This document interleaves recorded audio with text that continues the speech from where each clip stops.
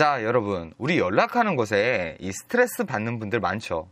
내가 마음에 드는 사람한테 뭐 카톡은 어떻게 해야 하며, 전화는 또 어떤 말을 해야 할까? 이 무슨 말을 해야 될까? 중간에 막 말이 비는 텀이 있으면 어떡하지? 이런 고민을 하는 분들이 있을 겁니다. 더군다나 나는 이 사람을 좋아하는데 이 사람은 나한테 좀 밍숭맹숭해요. 그럼 이 사람한테 전화를 거는 것 자체를 무서워하는 분들도 있어요. 그래서 오늘은 여러분한테 이 연락의 개념과 그 흐름에 대해서 얘기해 드리도록 하겠습니다. 자, 여러분, 대부분 어떤 연애 강의를 보더라도 이 연락을 만남의 이 중간 단계라는 말을 해요.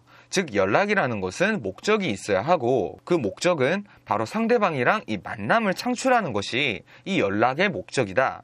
자, 이렇게 얘기를 합니다. 근데 여러분, 저는 좀 이 다른 입장을 가지고 있어요. 저는 연락 단계에서 충분히 호감을 증폭시킬 수 있고 실제로도 연락 단계에서 교류가 왕성하며 이후에 만났을 때도 그냥 뭐 한번 얼굴 가볍게 뭐 처음 보는 이런 상태로 활용된 것이 아니라 첫 만남에서 이미 연락을 통해서 상대가 나에게 이성적인 감정을 가지고 그렇게 저와의 데이트에 임하게 만드는 흐름을 가져간 경우가 대부분이었단 말이에요. 카톡이나 메시지를 넘어서 이 전화통화가 상대방과의 관계를 맺어나가는 것에 있어서 여러분 생각보다 아주 큰 범위에 영향을 줄 수 있습니다. 그래서 오늘은 제가 이성과 전화통화를 하는 개념에 대해서 얘기를 해드리도록 하겠습니다. 상대방이 처음부터 나한테 호감이 있으면 처음 전화통화를 할 때 나한테 질문도 좀 먼저 하거나 아니면 내가 꺼낸 주제에 대해서 상대방이 뭔가 풍성한 정보를 주는 등 내가 상대방과 전화통화를 하는 것에 큰 무리가 없습니다. 근데 전화통화가 참 어려운 경우가 있어요. 바로 상대방이 나에게 많이 말을 안 하거나 내가 묻는 질문에 딱 그 질문에 한정해서 대답을 하는 그런 경우에는 우리가 참 어색해지고 전화통화도 그 질이 떨어지며 이 관계에 불편함이 생기는 그런 경우들이 있죠. 자, 그럴 때 우리가 어떤 방식으로 전화통화를 하느냐, 이게 관건이 되겠죠. 여러분, 관계라는 건 확장에 대한 목적이 있어야 돼요. 이 사람과 내가 아무것도 모르는 사이에서 이 래퍼라고 불리는 친밀감을 쌓고 그러다 보면 서로 정보를 공유하고 관계를 확장이 되는 이 목적이 있단 말이에요. 그럼 이 구조를 대화에, 전화통화에 그대로 접목을 하는 겁니다.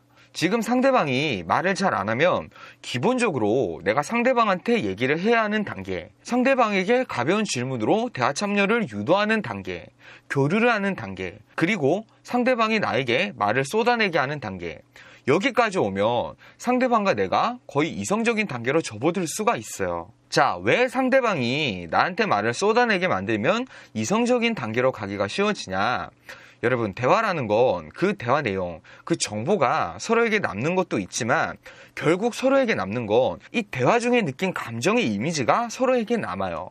이 사람이랑 대화를 했는데 내가 즐거웠다. 이러면 호감으로 전환이 되고 대화를 나누는 데 있어서 내가 썩 즐겁지 않았다라고 하면 불편함으로 전환이 된다고 봐야겠죠. 자, 그럼 제가 앞서 얘기했던 상대방이 말을 안 하는 상황부터 상대방이 말을 쏟아내게 하는 데까지의 이 구조, 흐름을 보도록 하자고요. 상대방이 말을 잘 안 합니다.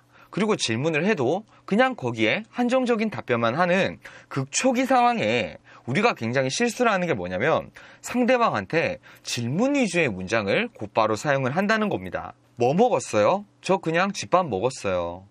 여기서 상대방의 말도 좀 한정적이고 말투도 정말 질문을 받았으니까 답변을 해야 한다라는 의무감에 얘기는 하지만 그닥 원하지는 않아요.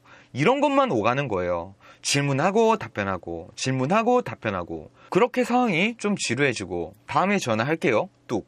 이렇게 대화가 오가니 서로에게 이성적인 감정이 싹틀 리가 만무합니다. 자, 그럼 질문 위주의 문장들을 쓰면 안 되는 거죠. 이런 게 아니라 내 스토리 위주, 상대방은 그저 편하게 듣고 단답만 해도 괜찮은 그런 스토리 위주의 얘기들을 사용을 하는 거예요. 뭐예요? 저는 집에 있었어요. 나는 지금 방금 집에 들어왔는데 들어오다 보니까 길고양이들이 한 3마리가 집 앞에 앉아 있어가지고 그 식빵 굽고 있는 거예요.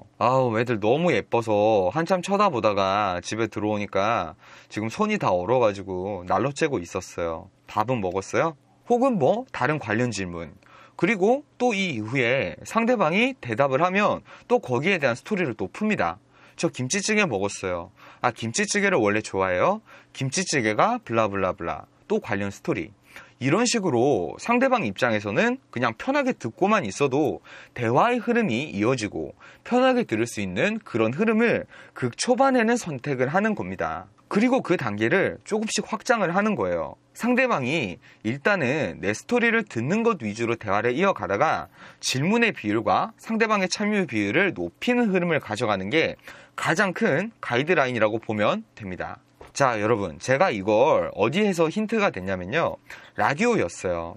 음성으로 전달되는 매개체인 라디오를 들어보니까 왜 라디오는 이 라디오만의 매력이 있나, 왜 사람들이 이 라디오 DJ에 빠져드는가, 이거를 생각해보고 라디오를 분석을 해봤어요.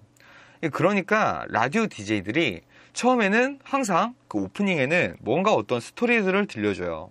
시청자들 참여나 질문이나 이런 게 1순위가 아니라 자기 혼자서 준비된 얘기들을 막 떠들어요.